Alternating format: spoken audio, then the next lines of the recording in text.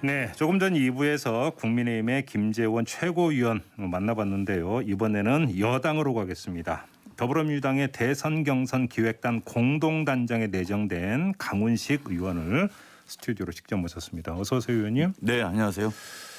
의원님이 이제 그 전에 전략기획위원장 하셨잖아요. 네, 그렇습니다. 전략통일처럼 이렇게 단장에 이제 그 내정이 됐다고 봐야 되는 거죠.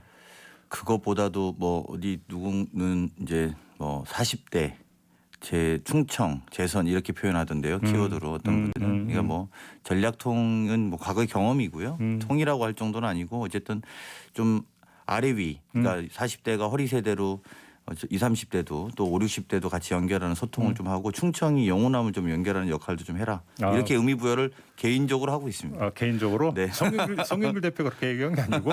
그런데 그 공동단장이면 다른 단장은 어떻게 되고 있는 겁니까? 지금 이제 또 뭐 구체적으로 정해진 건 없는데요. 그분 또 많은 후보를 좀 추천받고 있습니다. 그래서 추천해서 멀지 않은 시간에 국민 여러분들께 보고 드릴 수 있는 준비를 좀 하려고 합니다. 알겠습니다. 좀 궁금한 게 지금 이제 크게 두 갈래인데 네. 먼저 조금 전에 김재원 최고위원하고도 이야기했던 그 윤석열 엑스파일 있지 않습니까? 예. 그거부터 좀 잠깐 좀 질문 드리고 넘어갔으면 좋겠는데 혹시 그 민주당에서 작성한 겁니까? 아닙니다. 아니에요? 예. 확실히 아닙니까? 예, 확실히 아닙니다. 국민의힘에서는 그런 식으로 의심하고 있는 것 같던데. 그 의심하는 게 아니라 뒤집어 씌우기 일종의 전략인데요. 그래서 뒤집어 씌우기다. 예, 뭐 본인들이 사실은 본인 진영의 즉 야권 진영의 유력 주자이면 그런 내용이 있다면은 진실 여부를 확인하면 될 문제지 않습니까? 네. 출처 여부가 중요한 게 아니라 진실 여부가 중요한 겁니다. 근데 마치 출처가 우리다라고 해서 진실 여부를 호도하려고 하는 거라고 저는 생각합니다. 근데 국민의힘 인사들이 어제 송영길 대표를 다 이제 지목을 했던 게 5월 말에 한 집회 나가서 파일을 차곡차곡 준비하고 있다라는 발언을 하지 않았습니까? 네. 이걸 이제 이게 빌미가 된 건데 그럼 송영길 대표는 그 얘기를 왜 한 거예요? 아마 국민의힘에도 네. 우리 당의 유력 주자에 대한 파일들이 접수되고 있을 겁니다. 이게 예. 무슨 말이냐면 경쟁이 있는 대통령 선거에서 상대당 후보의 유력 주자들에 대한 제보들은 쌓이고 있는 것은 양당이 동일할 거라고 저는 생각합니다. 제보는 들어온다. 근데 그것을 가지고 마치 뭘 만들었다라는 식으로 호도하는 것은 예.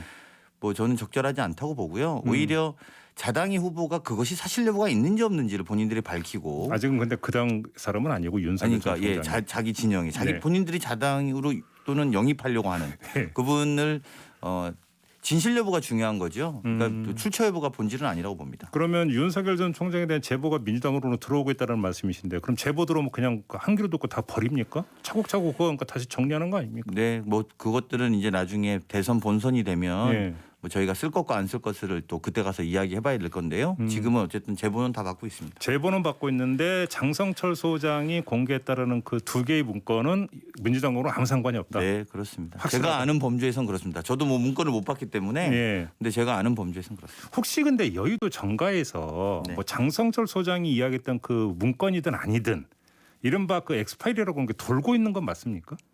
혹시 들으셨어요 그 네, 얘기를? 뭐 그런 게 돌고 있다고는 들은 적은 있습니다. 어디서 돌고 있다는 얘기는 들으셨습니까? 뭐 아시는 뭐 증권가에서도 이야기가 있고 예. 뭐 여의도 정가에 또는 언론인들끼리도 아시는 분들은 받아보고 있다라는 정도는 이야기는 들었습니다. 그래요? 의원님은 받아보신 적은 없고. 네, 그렇습니다. 그래요. 알겠습니다. 그럼 뭐 이제 그 엑스파일 같은 경우는 민주당은 아무 상관이 없다라는 주장이시고, 네. 자 그러면 이제 민주당으로 넘어가서 이제 가장 핫한 이슈가 경선 연기 주장인데요. 네. 결론부터 좀 여쭤볼게요. 경선 연기가 될 가능성이 있습니까? 그렇습니다. 오늘 논의가 이제 최종 결정하는 건데요. 오늘 의총 열리죠. 의총의 이제 의견 수렴인데요. 예. 왜냐하면 66명의 국회의원들이 토론을 하자고 제안을 했으니까 예.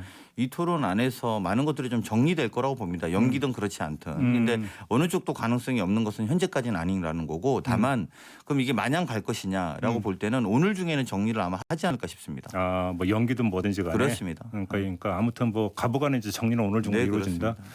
근데 지난 19일에 송영길 대표를 만났던 최문순 강원지사는 그냥 예정대로 고할 것 같다. 이렇게 이야기를 했던데 그러면서 23일에 후보 등록을 준비해야 될 것 같다는 취지의 이야기를 들었다는 말까지 했거든요. 그럼 이건 어떻게 해석해야 되는 겁니까? 그거는 객관적인 상황에 대한 설명을 아마 했을 거라고 봅니다. 무슨 말이냐면 당원당규상의 심각한 사유가 있을 경우에만 경선 연기 또는 일정을 조정할 수 있게 되어 있는데 상당한 사유라고 그렇습니다. 되더라고요. 상당한 사유. 예. 지금 상당한 사유가 있다고 보기는 좀 어렵다라는 게 객관적인 시각입니다. 근데 그 부분에 대한 설명을 했을 가능성이 많고요. 두 번째는 경선 연기가 또 이제 100번 양보하면 후보자들끼리의 합의에 의한 룰이지 않습니까? 그러니까 모든 후보가 합의하면 연기도 가능합니다. 근데 어차피 그건 안 되는 거고. 전체 지형으로 보면은 모든 후보가 아니라 뭐 거의 반반 정도의 경우의 수라면 전체적으로는 좀 불투명하지 않을까라는 정도의 이야기를 했을 가능성은 있고요.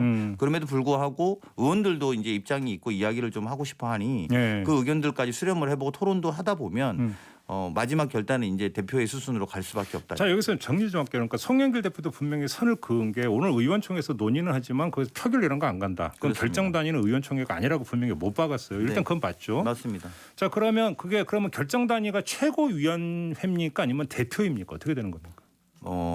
대표가 결정을 하는 것이죠. 왜 여쭤보냐면 최고위원회에서 논의를 하는 거고요. 그 최고위원 단위에서 대표가 결정을 하는 것이죠. 그러니까 최종 결정권은 최고위원회 예를 들어서 그러니까 뭐 표결이나 이걸 통해서 최고위원회에서 결정하는 게 아니라 대표가 결정한다. 아니 왜냐하면 최고위원회라는 것도 사실 의견이 좀 다르면 또 몇 대 몇으로 나눠졌다라고 제가 또 그래서 질문드리는 그렇게 아마 물어보시는 것 보도 같은데. 보니까 최고위원들이 또 갈리더라고요. 그렇습니다. 입장이. 그렇기 때문에 최종의 결정은 어쨌든 대표가 이 짐을 지는 것이죠. 예. 그리고 물론 뭐 만장일치를 그 안에 설득해내면 좋지만 설득도 안 될 경우의 수까지도 고려해 본다면 네. 대표의 결정이 마지막 결정이라고 봐야 됩니다. 그러면 이 기획단 같은 경우는 일단 지금 그러니까 당헌 당규상 정해 있는 그 일정대로 간다고 전제하고 지금 기획단이 출범한다고 보면 되는 거죠. 아닙니다. 그거는 오늘 저녁 이후에 결정이 된다고 보시면 됩니다. 그래요? 그러니까 오늘까지도 연기 일정까지 확인을 해야 되니까요.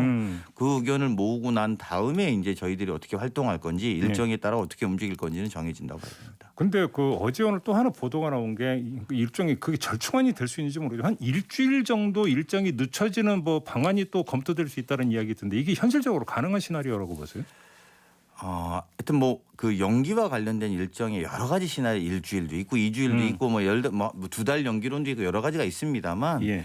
연기 자체에 대한 결정을 먼저 정하면 그 뭐 안 한다고 하면 안 하는 대로 맞출 것이고요. 한다 그러면 그게 며칠인지를 정하게 되는 수순으로 바로 갈 것입니다. 알겠습니다. 그다음에 또 한 가지는 경선 방식 있지 않습니까? 물론 이제 기획단이 출범을 해 이제 본격적인 논의가 이루어질 텐데 일부 이제 그 대권 주자들 같은 경우는 토너먼트 방식도 이야기가 나온 바가 있었고 뭐 이런데 이것도 충분히 검토될 수 있다고 보십니까? 네, 그 방식에 대해서는 뭐 그 당원 단계에 있는 것이 아니라면 특히 이제 토론 방식이라든지 흥행을 위한 방식 크게 보면 저희 대선 기획단의 목표는 혁신을 위한 역할이 좀 있을 거라고 보고요. 또 하나는 흥행을 위한 혁신도 있을 거라고 봅니다. 그래서 흥행을 위한 그런 역할에서 보면 토론 방식을 어떻게 할 것인지 뭐 가령 예를 들면 뭐 압박 면접도 해보자. 저는 개인적으로는 거의 청문회식으로. 네 그렇습니다. 네. 후보자의 민낯을 보여주는 방식으로 저는 해야 된다라고 생각하고 있습니다. 그래서 정치 특히 대통령 후보 또는 대통령이 되려고 하는 분들이 국민하고 멀면 안 된다. 그래서 민낯을 보여주는 그리고 두 번째는 이런 과정을 통해서 후보자들의 경쟁력을 확인하게 될 거다. 저는 그렇죠. 이렇게 보고 있기 때문에요. 그렇죠. 그래서 흥행을 위해서는 오히려 후보들의 민낯을 보여주는 방식 어떤 것들도 당원 당규 안에 있는 방식에서 그것들 우리가 찾아내고 창의적인 생각들을 할 수 있다고 봅니다. 그러면 이제 흥행을 위한 방식은 알겠는데 혁신을 위한 방식은 뭡니까? 어떤 뜻을 하신 말씀이세요? 뭐 그냥 혁신을 위한 방식도 이건 좀 더 논의를 해봐야 됩니다만 가령 이제 제가 객관적으로 볼 때 당의 혁신을 놓고 본다면 이준석 대표의 혁신이라는 것이 가령 예를 들면 내년도를 놓고 내년 지방선거를 놓고 자격시험 제도를 본인이 이야기하는 거 아닙니까? 그래서 저는 그거 보면서 느끼는 것이 어떻게 사람을 자르는 방식으로 혁신을 선택하는가. 저희들은 오히려 사람을 키우는 방식의 혁신 시스템을 어떻게 도입할 것인가. 좀 더 풀어주시면 어떤 방안이 있을 수가 있어요? 아니 예를 들면 이제 그게 내년도에 지방선거 후보자들에 대한 방식을 자격시험으로 해서 우린 잘라내겠다는 거 아니겠습니까? 그리고 그것이 이준석 대표가 말하는 능력주의라면 저는 공부 못해도 좋은 사람 좋은 리더를 만들어내는 것이 민주주의 역할인 것이고 우리가 해야 될 역할인 거라고 저는 봅니다. 그래서 그런 것들을 어떻게 훈련하고 또 어떻게 모아낼 것인지 그런 시스템을 어떻게 우리 정당이 도입할 것인지 이런 과제들로 통해서 국민의힘이 말하는 혁신, 사람을 자르는 혁신과 우리가 사람을 키우는 혁신의 차이가 뭔지를 명징하게 보여줄 준비를 해야 된다 이렇게 생각합니다. 컷오프는 도입이 되는 겁니까? 컷오프란 대통령 선거에 네, 대통령 대선 주자 경선에서. 예, 그거는 그 당원 당규상에 나와 있어요. 당원 당규에 나와 있고. 그러면 컷오프는 이제 몇 명으로 추려지는 거예요? 현재는 6명으로 돼 있는 걸로 알고 있습니다. 6명으로. 그래요. 그래서 이제 1차 컷오프를 통해서 6명으로 추려지고 이렇게 간다 이런 이야기가 되는 거고. 알겠습니다. 근데 뭐 이제 이거 기획단 같은 경우도 일단 기획단이 좀 출범이 돼야 이제 좀 더 구체적인 방안이 좀 나올 수 있을 것 같은데. 우리 또 이제 의원님 조금 전에 이제 하면서 이제 전략통이라고 제가 이제 소개를 해드렸기 때문에 이 질문을 좀 안 드릴 수가 없을 것 같은데 요즘 그 당 지지율 보니까 국민의힘이 많이 밀리대요. 어떻게 자가 진단 어떻게 하고 있습니까? 당 안에서? 네, 뭐 일단은 이준석 현상, 이제 뭐 이준석 돌풍이 이제 이전까지 낡은 정치를 거부하고 젊은 정치를 선택한 것이고요. 그 돌풍이 존재했기 때문에 우리 당이 좀 상대적으로 민주당 뭐 하는 거니?라는 국민의 질문들을 많이 받고 있는 상황이라고 생각합니다. 그런 상황 속에서 이제 젊은 정치가 실제로 어떤 콘텐츠를 갖고 있는지 이제 좀 드러나야 될 거라고 좀 보고요. 아까 말씀드린 것처럼 그런 자격 시험에 대한 판단들 국민들이 이제 아마 눈으로 볼 것입니다. 그리고 저희 당은 또 저희 당대로 말하는 혁신들이 이제 시작되고 있으니까요. 그런 실체가 드러나면 저희는 지지율은 오히려 바닥을 찍고 다시 좀 돌아갈 수 있다라고 봅니다. 뭐 지금부터 드리는 질문은 그 기획 단장이 아니라 그냥 그 의원으로서니까 그 이제 사견이라고 전제하고 그 말씀하셔도 될 것 같은데. 네. 일단 이거부터 좀 확인할게요. 오늘 의원총회에서 부동산 전수조사에서 이제 추려진 12명이 있지 않습니까? 네. 이 가운데 2명의 비례의원, 네. 양이원영, 그다음에 윤미향 의원에 대해서 제명 결정이 이루어질 거다라는 보도가 있던데 맞습니까? 네, 저는 그렇게 알고 알고 있습니다. 그러면 이제 제명 의결이 이루어지는 거고요. 이게 왜냐하면 당원 당규상에 그 비례대표에 대한 제명은 의원총회에서 하게 돼 있습니다. 그러면 그 2명을 제외한 나머지 10명의 지역구 의원들 있지 않습니까? 탈당 권유를 받았음에도 불구하고 안 하고 있는 분들은 어떻게 처리를 해야 된다고 생각하십니까? 의원님은 어떻게 생각하세요? 그 뭐 야박한 이야기이긴 합니다만 솔로몬의 재판에 나온 두 여인이 생각이 납니다. 네. 마음은 아프지만 본인들이 결단할 건 결단하는 것이 맞는 것이다 이렇게 생각합니다. 그러니까 이제 어떤 여기서 이제 뭐 그 경우에 따라서 또 이 사람은 아니 이렇게 가르는 순간에 그거는 좀 문제가 발생한다고 보시는 네, 거고. 그리고 억울한 지점들은 충분히 있습니다만 예. 그런 것들은 좀 지금 그분들에게 뭐 호소드리고 싶은 것은 솔로몬의 재판에 나온 여인 친모의 마음으로 결정을 좀 해야 되는 거다. 근데 탈당 권유를 거절을 하면 방법이 없는 거잖아요. 본인들이 안 나가면. 그러면 그때는 어떡합니까? 근데 이제 오늘 2명이 제명되고 나면 또 여론의 지형이나 의원님들이 좀 시간이 좀 지났기 때문에 사실은 의원 개개인의 청천벽력 같은 이야기일 수 있거든요. 뭐냐면 본인이 뭐 우리나라 무죄 추정의 원칙이라는 것도 있는데 아직 뭐 죄가 아님에도 불구하고 탈당을 가게 되니까 시간이 지나면서 이게 좀 가라앉고 본인들이 받아들여 주시지 않을까 싶습니다. 알겠습니다. 윤석열 전 총장의 정치 행보는 어떻게 평가를 하세요? 뭐 전원 정치니 뭐니 여러 가지 이야기가 있는데.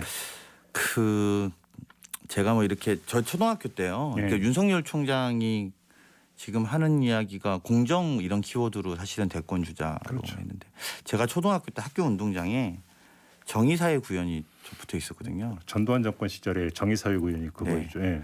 그래서 저는 윤석열의 공정사회가 그때 저 어렸을 때 수학교를 떠오르게 하는 지점들이 있습니다. 그렇게 보십니까? 정치군인과 정치검찰에 네. 대해서 네. 우리가 좀 더 그러니까 대선이라는 것은 앞으로 5년을 대한민국을 책임지는 것인데요. 어떤 국정 능력과 어떤 비전을 갖고 있는지 또 어떤 실천들을 해왔는 본인의 역사인지 본인이 살아온 역사 속에서 미래를 그려볼 수 있는 거라고 봅니다. 정치 군인을 뭐 군인이 잘못된 건 아니지 않습니까? 근데 그들이 해왔던 행위 때문에 한국의 미래가 어두웠던 것이고요. 정치 검찰로서 본인이 살아왔던 과거에 대해서 미래를 대비하는 주자로 적절한지 뭐 국민들이 판단해야 될 거라 보고 다만 그런 윤석열 후보가 뜨게 된 배경이 저희들의 잘못이 없지 않다고 생각하기 때문에 그런 것은 저희가 반성해야 된다고 생각합니다. 조금 전에 김재원 최고위원은 뭐 윤석열, 최재형 이런 분들을 언급하면서 문재인 정권 인큐베이팅 온 거 아니냐 이런 식으로 그 비판하던데 받아들이십니까? 저희는 뭐 반성할 지점은 있다고 봅니다만 네. 독립성과 어쨌든 정치적인 독립성 그리고 자율성을 보장해 놓았던 그런 사정기관의 장들이 이렇게 정치적으로 이용하는 것이다. 저는 이렇게 생각하고요. 오히려 그런 정치를 끝내지 않으면 다음 정부가 어느 정부가 되더라도 그 자리에 앉은 사람들은 이용하는 선례를 남기게 될 거라고 생각합니다. 윤석열 엑스파이 존재하고 있다라는 사실이 공개가 됐잖아요. 내용은 공개가 안 됐지만. 네. 근데 그 자체가 윤석열 전 총장한테 상당한 타격을 줄 거라고 그러니까 진단하십니까? 그렇습니다. 왜냐하면 본인이 밝히셔야 되겠죠. 예. 저희들은 뭐 입수하지 못하지만 본인이 입수하는데 어렵지 않을 거라고 보고요. 어제 예. 그 장성철 소장이라는 분도 예. 그 어디 라디오 인터뷰에서 보니까 이준석 대표한테 드리겠다고 알려드렸다 전화를 했는데 통화가 안 됐다는 거 아닙니까? 네, 그렇죠. 볼 수 있을 겁니다. 야당도. 그러면 이제 그분을 영입하려고 하는 그 정당에서 이분이 적절한 건지 판단하셔야 될 것 같아요. 오히려 검증을 해야 되는 그렇죠. 거 아니 아니에요? 우리가 지금 이런 검증으로 자격 시험 본다는 정당 아닙니까? 그럼 이제 그렇다면 이런 검증에 대해서 매섭게 국민의 지지율에 보다도 더 냉정하게 판단해야 될 거라고 생각합니다. 자격 시험까지는 안 되더라도 자격 검증은 먼저 해야 되는 거 아니냐 그럼요. 이런 취지의 시험 볼 말씀. 자격이라도 판단해야 되는 거 아닙니까? 그러니까 시험만 보겠다는 게 아니라 이 사람이 시험 볼 수 있는 자격이 되는지도 판단도 같이 해야 되는 게 포함되어 있을 거라 봅니다. 예. 근데 의원님 어떻게 파악하고 계세요? 최재형 감사원장은 정말 출마한대요. 어떻게 파악하고 계세요? 여러 가지로 보면 사실은 당연히 그 자리에서 저는 그런 생각이 없다고 단호하게 말해야 되는 거라고 생각하거든요. 감사원장이란 자리에서 그런 상황에 대해서 뭐 예를 들면 애매한 어법을 쓸 이유가 없다는 겁니다. 그러면 저는 이미 애매한 어법을 쓰는 순간 출마의 의지를 굳힌 것이다. 저는 이렇게 생각합니다. 그렇게 해석을 하세요. 네. 그럼 또 중도에 결국은 사퇴하고 또 결국은 뛰어든다. 그 자리가 그런 자리지 않습니까? 정말 정치적 중립성과 독립성을 보장하고 그렇게 헌법적으로 만들어 놓은 걸 우리가 법적으로 만들어 놓은 자리인데 그 자리에서 이미 정치적 중립성에 애매한 표현을 한다는 것 자체가 본인이 출마를 하기 위한 자락이었고 그렇게 본다면 이전까지의 본인의 감사 행보도 다 정치적으로 오염될 수밖에 없다고 생각합니다. 그러면 그 두 사람의 그런 행보가 검찰 조직과 감사원 조직에 어떤 영향을 미칠 거라고 보십니까? 뭐 후배들은 뭐 부끄러워하지 않을까요? 그렇게 보세요. 저는 그분들이 대다수의 검사와 검찰과 대다수의 감사원에 일하시는 분들은 네. 국가를 위한 자부심으로 일한다고 생각하는데요. 예. 이런 것들이 정치적으로 오염되는 것에 대해서 굉장히 경계하고 있을 거라고 봅니다. 알겠습니다. 자, 이제 경선이 언제 치러지는지, 그다음에 이제 기획단이 출범이 돼 좀 구체적인 계획을 세우면 좀 다시 한번 좀 인터뷰를 좀 부탁드리겠습니다, 의원님. 네. 오늘은 이렇게 마무리하겠습니다. 고맙습니다. 네, 고맙습니다. 더불어민주당의 강훈식 의원과 함께했습니다.